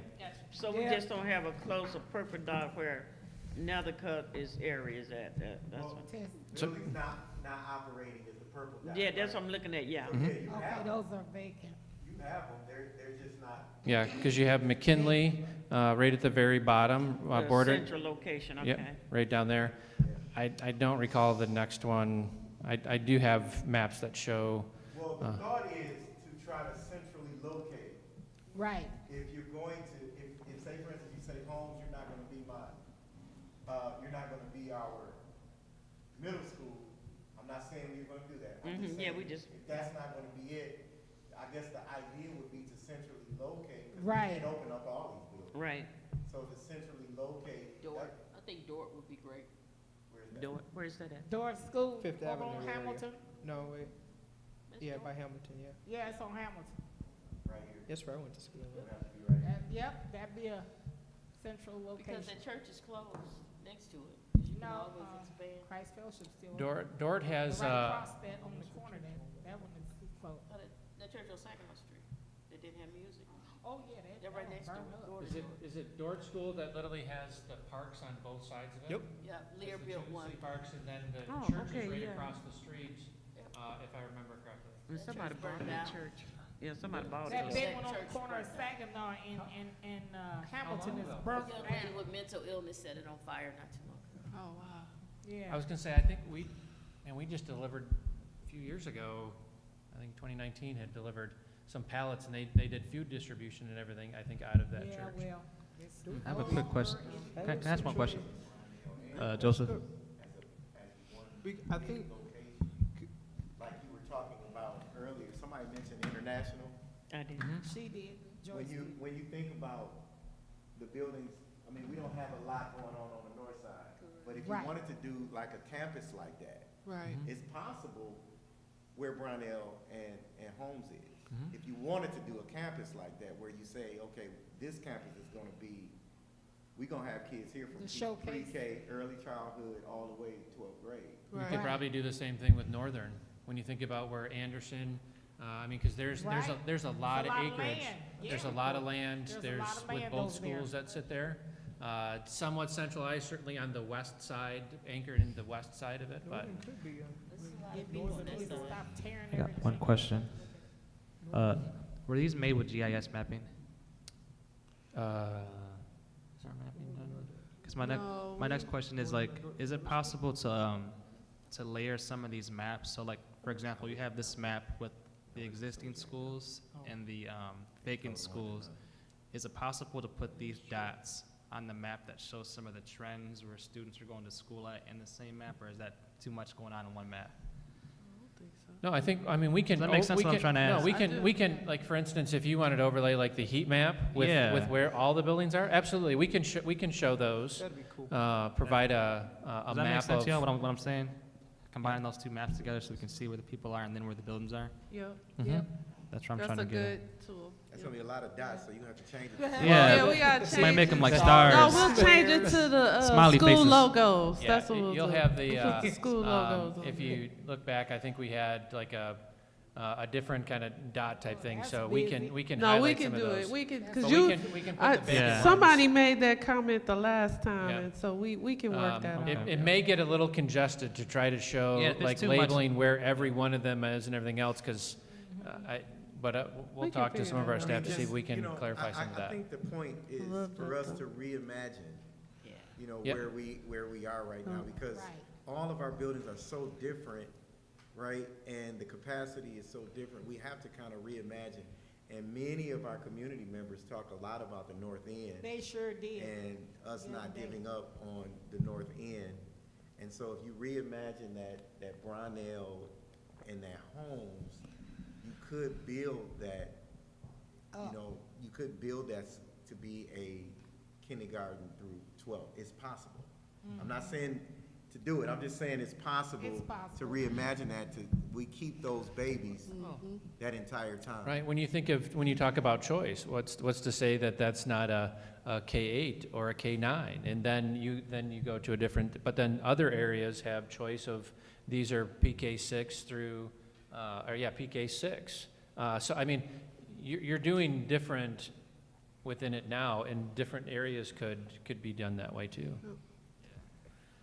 I would like to also consider Bryant and Pearson, because. Bryant up on Pearson Road? Bryant School, but you got, and Pearson is already tore down. That's a lot of area right there, which will address the north end. But also too, for me, I forgot what I was gonna say. Well, when it comes back, let us know. And that never happens. I think we're on the right track here. I think you also, Oh, I just remembered. go ahead. If people are in it, use a human figure. If it's like it's a building that's occupied, use that. Okay. You know, like the colored dot, like the dots, purple is for empty, but you can use like a little, Person. Big figure. Well, yeah, a we'll- sti- a- I don't know, just we'll a check with face, our- a we'll check face or with our- something, that we'll know it's Yeah. occupied. Yeah, can we'll do that. check with our team to see Okay. what Well, limitations last they time we have and used not. the school logos to show that. I don't know the school logos, because they changed. Oh, I'm stuck gotcha. in history, okay? I got you. Okay. An Indian is an Indian, a Viking is a Viking, a Yeah. Wildcat is a Wildcat, so that changed. But I think I'm glad we're doing this. I would just say that out loud. I'm glad we're thinking about this. I think we should constantly keep thinking about building revising strategic plan if we need to, but a visioning plan as we go forward, and reevaluate every year or two how we're doing. But keep it moving forward is, I think, should be the key here. But thanks. And those possibilities of, you have to factor in what we're currently doing when it comes to renovations. Are we still going, are we gonna make adjustments to that? Correct. Because Right. as we look at our fund balance and the monies we have and ESSER 3, when you look at what we can do, right? And then what partners are we gonna work with? Whether it's the state, whether it's foundations or others, It could be others. Somebody else might be out there and say, hey, I want to give monies to Flint schools. What about a millage? What about a bond, right? Capital campaign. Those are opportunities to look into reimagining Flint. It's possible. But we have to put all of this together based on your ideas that you're giving us tonight. And that's why this night was important, so that I can hear you say, we want this, or we want to see what this looks like. Now, it's gonna all come back with, we need an academic plan, right? We need an infrastructure plan for what you're asking for, with staffing plan for it. All of that will come together, but this imagining the future of Flint is very important. And that's the reason why, she brought up Bryant, that's the reason why we kept properties. Yes. Remember, we gave you 13 vacant properties that you could possibly sell off? Yeah. But Bryant was one of the ones we kept, because it's on that north end, it's on that busy area, Pearson Road, Right. Martin Luther King. Right. That, some of these places you're naming McKinsey, tonight, McKinsey. we kept them on purpose because these are high traffic areas, and we have to reimagine how we have school today. And our hope is that this visioning, and we kind of allude to some of that at the bottom of this, is that this vision will give you a picture of some of that. Like, as we mentioned, you're operating in a million square feet of 3 million square feet that you have. And so, we're operating in under 150 acres of 450 acres that you have. And so, some of those, each of those requires some level of maintenance, operation, security, everything else. Like, will those ever be valuable resources? And that's to where some of this will help you to decide some of those factors. This question for Mr. Jones that helps me make the decision. Keeping in mind that we always had that discussion about the third ward area. I think that's include the Latino communities Help and me that out with school. Third Ward. Huh? Where's that? Over where North Street is. It's like Beale City. Okay, and east I got it, side. all right, okay. go Okay, ahead. so we had, there's no schools over there, but the communities seem to be picking up a little. And most of those students over there, the family that's over there, based on observation and communication and forums we had, they made it clear, they had them in Ridgefield. I think that's Academy, because we don't have a school or something over there. And anyway, you build a new school to populate, people are gonna come anyway.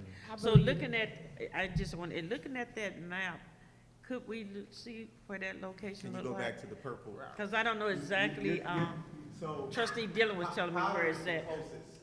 What would that be, that third ward over there? It's like right here. Over near So here's North Street. Beale City, this is the third ward. Right. A lot of jobs coming here, by the way. I was about to say that. Yeah. I was about to say, A lot of jobs. that's where the jobs are coming. Yeah, they're gonna be right there over near the St. John Lowell, Street you area. have, I think Lowell and Williams are right there, up there by Whaley Lowell Park. was. Yeah, Lowell and Williams, they're still staying. Lowell got a lot of Lowell got a lot of money. And those are some points that I'm looking at, like, those are some things Yeah. that can't change. Like You how got big the property 3,000 is. jobs coming over there. 3,000 At least. at least. And then I think people are gonna flood back into the area because of the jobs, which is gonna bring their children back. You know what I'm saying? Yep. So, But that Bryant would help too, That's what because it's right here, see that? Mm-hmm, And if you're talking right, the Stewart Avenue area, mm-hmm. we just have to have something. I think that's forward thinking when you talk about the jobs that are coming. Yeah. And that space, we don't have anything over there. Closest thing we have. Potter. Yep, yeah. that's the Potter and, was it Doyle? Doyle Reiner, yep. Right? Potter and Doyle, right? we split the community up because they end up at charter schools. Do we still own Martin School's land? Do we still own that? I North believe Saginaw? so. We do? Yeah, it's tore down. It's by Austin and Saginaw. It's up in that blank area. I think that would be a good location too. Yeah, looking at the map too, some of these schools are at those major intersections, and some are near the high school, because people people take 69, 75, Right. or those big stretches of true. the ML King, so it might be in a central location, but it might be hard to get to.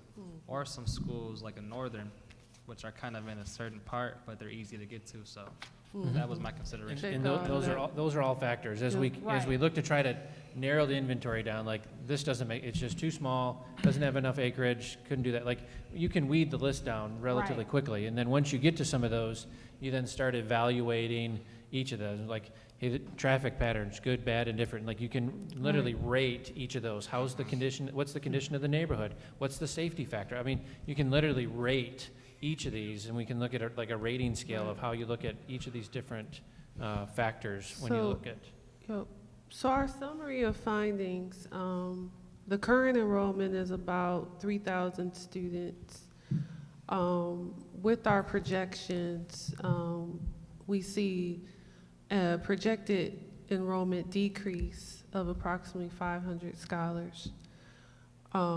So over a 5 to 10 year period, we're projecting 2,500 students in Flint schools. Right now, your utilization of your buildings overall is at 55%. So it's 30% shy of what the state recommends for building utilization for school buildings. Based on all the properties, the 11 operational buildings, 32 vacant buildings, 19 plus vacant parcels you have, the maintenance and cost for that is about, and we need to talk to your facilities people, but it's gonna cost approximately, just from our previous experience, if you were maintaining all of that, will cost about $8 to $10 million a year. Hold on. You said for those vacant properties, the cost to maintain them is 8 to 10 million? So again, some of this is estimating, our engagement was not looking at every building within the district. And to some degree, we're drawing some conclusions based on how much square footage we're talking about, how much acreage we're talking about, what the district is currently doing now, could vary from site to site. But you Right. think about what we're not entirely sure of is, are some of those buildings actually still have the lights on or gas to them? Or are some of them literally, Utilities. are they literally dead and have nothing going into them? What does it take, at what level are they being secured? Like, what's going into security? Like, So we're gonna have some more discussions with your facilities department to actually get what you're paying to maintain those buildings and include that in our final report. That was still, I mean, from the expertise, that's basically estimate what you're thinking of, how many Correct. properties. This Yeah, is just just estimate. We an understand that estimate. there's an order of magnitude Right. just to keep Get you. all of those But we properties. know They you're are, spending something A lot on, Yes. these buildings Vacant and building. vacant properties that you aren't using that could be used towards programming your scholars, for your scholars. So, That's helpful. So we um, have- But that will play a part in the plans. So if we give you Plan A, Plan B, Plan C, Plan D, right? That'll be a part of each plan to say, if you offloaded this, right? Correct. If you offloaded so that'll be a part of what you choose as the board to determine how we move forward. absolutely. Yeah. And then, I know Joe set up some meetings with Troon Law to look at, the last bullet. Gordon. You have Troon Law right now developing a plan for you to offload some of those properties right now. I think for me, until we decide where we're going and what areas based on what it's gonna look like, I think it would be, it's a major disadvantage to offload because we haven't Correct. decided exactly where, who, what, where, why, and how. You're absolutely correct. We don't want to put the cart before the Cart horse. before the horse, because you have to back up We and don't go, want and to go do get the that. We horse. don't want to do that, and we Okay. want to give you all the information so you can make a Thank you. well-informed decision before moving forward with anything. Next slide. So we got to add the 7-9 model to this, but really what we wanted to get a takeaway from you today so that we can continue to do our strategic work behind the scenes and working with Superintendent Jones is your thoughts on the cohort model. And we can bring options, we can bring all kinds, it's endless what we can bring as options, but we don't want to spend a lot of time on just coming up with options. So I think, and correct me if I'm wrong, please, but what I think I'm hearing is look at an option for pre-K 5, 6, 8, 9, 12. Look at an option for pre-K 6, 7, 9, and 10, 12, and possibly a pre-K 12 campus. Is that correct or no? Okay. I think if we want to add that option of PK through 6, then the 7, 8, 8 and 9. 9, 10, 11, and 12 model. Could we look at Yeah, that's what she's saying. That's what's Yeah. it. She's saying adding, these are, that we're gonna add that one as an option. Oh, okay. Yeah. As long as she had down So there. right now I'm at two, possibly 3 options that I heard today that you want us to explore. And I just want to make sure I'm clear on that. I like the PK through 8. Some dual rider parents did reach out about that. And they would like to keep their kids in like certain schools if they want up to 8th grade, because some of them didn't like to send their kids to middle school just yet. So Okay. due to some other factors, but that'd be nice looking to if we can go K8. PK 8, 9, 12. If it's possible, but I know we talked about staffing and you know what that would look like. The hard part is if we, so we can imagine, right? We need to do that. But when you talk about pre-K 8, that means in every one of those buildings, you have to have an endorsements, right, for teachers in that 7th and 8th in every school, right? So it's kind of hard. We're already suffering right now with that at home. So if you do that in multiple buildings, how are you going to really sustain that, and where these teachers are going to where are these teachers going to come from? I get you. There's so many variables that we're operating in. The reality is, because I mean, there's a magic wand. I mean, we could be here all day talking about that, but when the money is the issue, Yeah. when the staffing and credentials is the issue, because I mean, I would have liked I to hear see you. like a K5, K6, 7, 9, and then 10, 12, and then have like a K12 option too. But I mean, I think That's not those probably options reality. that you mentioned, sorry, I'm talking No. over. Those options that you mentioned, that's what I'm hearing at the That's what table. I've heard. All right. Is that what we're hearing? Yeah. Y'all tell us if we're right. Let's repeat it one more time. it might be better. It might be like if you got an email, if you got an email that was like in written down that says, okay, here's what I heard. Does this make sense? And Yeah. we replied, yep. All right. Nah. Yeah. Let's see what's in writing. So pre-K 5, this is one, first option, pre-K 5, 6, 8, 9, 12. Second option, pre-K 6, 7 to 9, and 10 to 12. And then I heard another option, one campus, pre-K to 12. Can I ask a question about Uh-oh, I This is didn't, my- I didn't hear a yes on that one. this to my board members about the K through 12 campus? I mean, or in the superintendent included with that, would that just be like one school? So Like, what would this look so like? the reason why I brought that up I is, wouldn't- Yeah. you finished? Yeah, go Okay, ahead. so the reason why I brought that up is because when you talk about those low populated areas of schools where we don't have many schools in that space, you have to, we want to make sure we're covering those babies in that area. That's why I mentioned it, to say if you, someone mentioned international. Well, if we had a situation like that on the north end and not opening up, it costs to open up these buildings, right? It costs to open up several buildings in a space. So Yes. when you talk about, I'm not against Bryan being open, I'm not against Loyola or one of those buildings being open, but if we can't do that, if our financial situation doesn't allow us to do that, then we have to think about another option so we're still covering what our community needs are.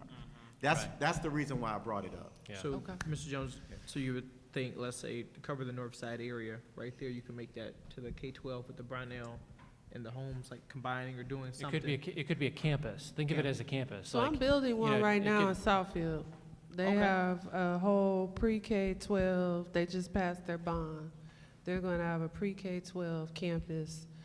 It's fantastic, because they're also going to have their athletics, there as well. So it's gonna be like a pre-K-12 support services athletic campus. And it's phenomenal.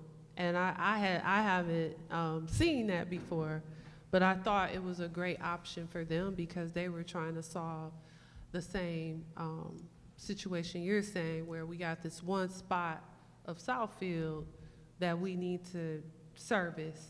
So- And just to put a middle school and elementary school there, we can service all of them in this one campus. So that's an option. That's So all. we was trying to envision with Northwestern, we was trying to envision that, you know, and here's my monkey wrench, you know, Head Start over in that Brownell space, if you did use Northwestern as that big campus, because we're still gonna use Northwestern for sports, right? I think the board had mentioned earlier on the driving range space. That'd be cool. I mean, you still have that large land with Northwestern. Now, I know it's gonna cost us some money, but if you're talking about making sure we don't forget the north end, Right.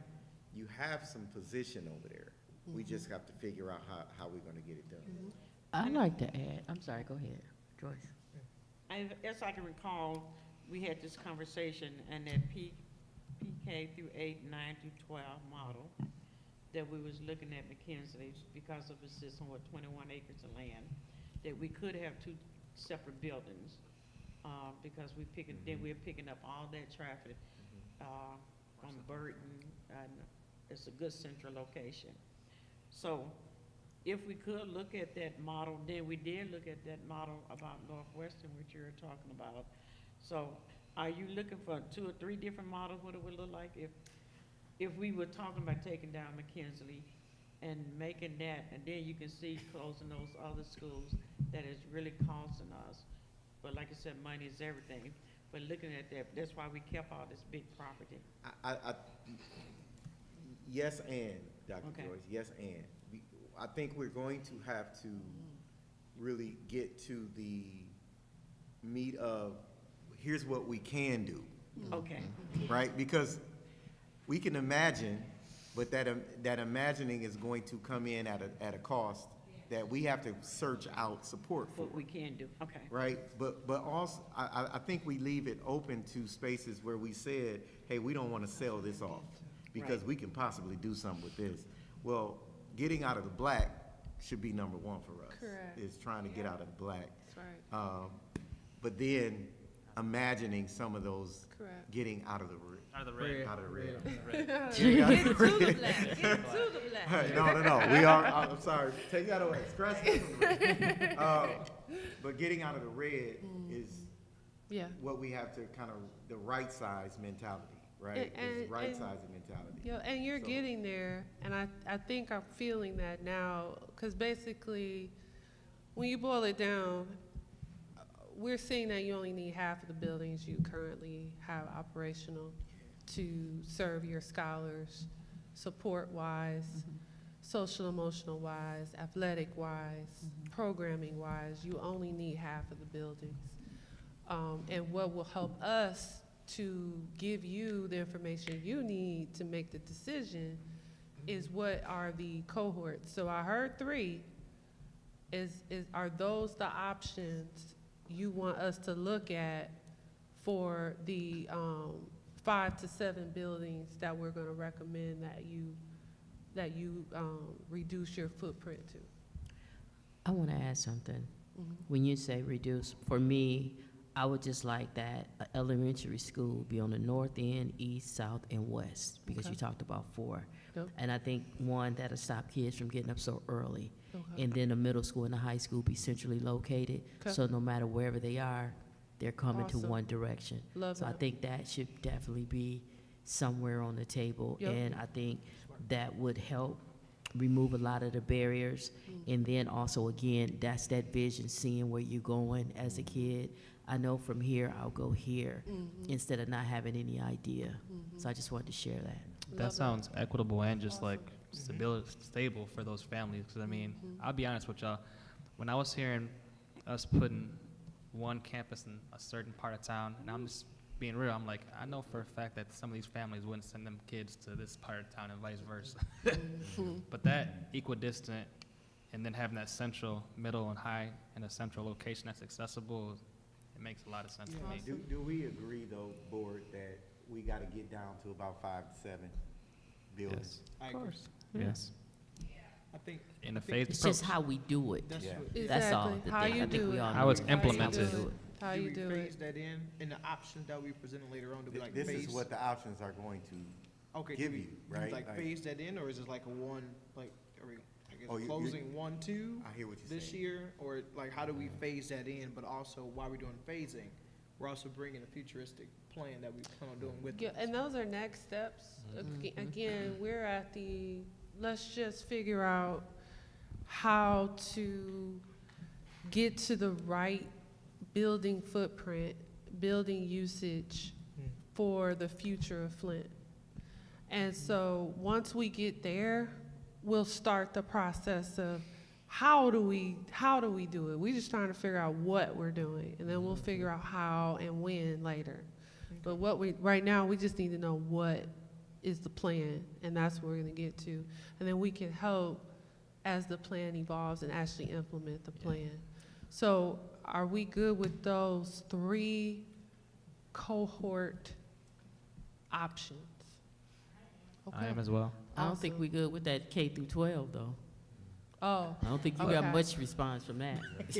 I mean, Yeah, because the yeah. traffic would be horrific. I mean, you think about it, you know, you got all these babies and parents still bring their seniors to school, but then they drive too. But just look, how will we be able to transition inbound and outbound? So the question is, what would the parking be like? Don't worry, The but traffic. don't worry yet. But where could we go? Okay, with all that being said, Yeah. where in Flint can you house a school with that capacity, with the needs that would need, that size building would need as it relates to traffic? so, yeah, so right now, we're projecting 2,500 to 3,000 students. And what I'm hearing is 4 elementaries, basically, 1 middle, 1 high, and then up in the north end, a K-12 campus. So it wouldn't be all of the students going to one campus. That's fine, but where in Flint can you house That's a what we're- building with the traffic like that? I mean, if you guys could Right. show me that to where it will not create havoc. Yep. I think, Yep. even to piggyback off, comment on that thought process, because I was thinking Northern, if we do Northwestern is like that. And I know I was talking to President Clark about this. We utilize the, what do you call it, the driving thing. We revamped that into a whole new idea. We do it similar to how International does it, but at Northwestern.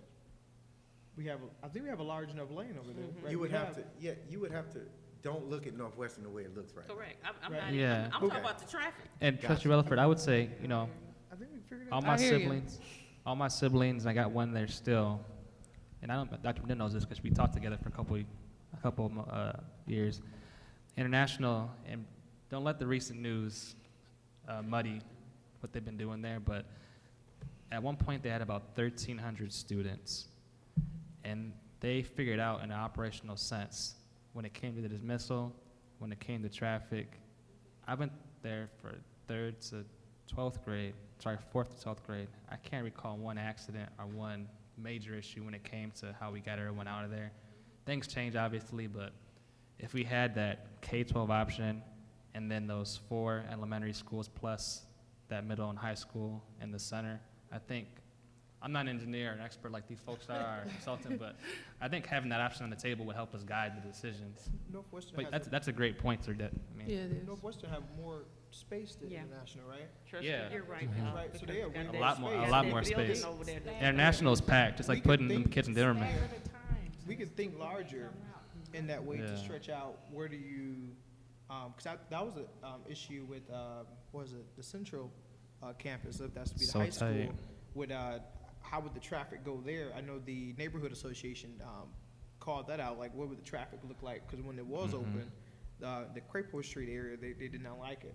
You Yeah. know, they want us to factor in, if that's the way the board goes, where do traffic will be at, you know, but I think, but since it's a larger campus of Northwestern, we could possibly try to work something out. And that road's bigger, it's by the Using engineering highway. to do that.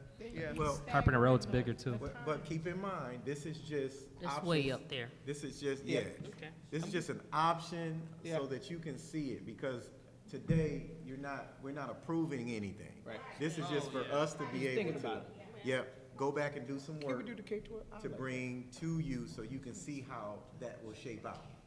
All right? So, make sure I'm clear. You saying K through 12 at Northwestern? Yeah, I was thinking if we do, but it's in tandem with the 4 elementaries, the high school, middle school, if we want to do that, right? But because in my mind, I was like K-12, that's all, everybody in one, but it's not. So I think if you do K through 12, then the Northwestern campus there, call it a campus. Yeah. And we still include the 4 elementaries, the 1 high school, middle school area that we're still servicing. That'd be, I mean, that's a great option in my mind. So let me speak this for the record, and anybody that takes anything out of this room. This is the first visioning session. Yes, Yes. okay.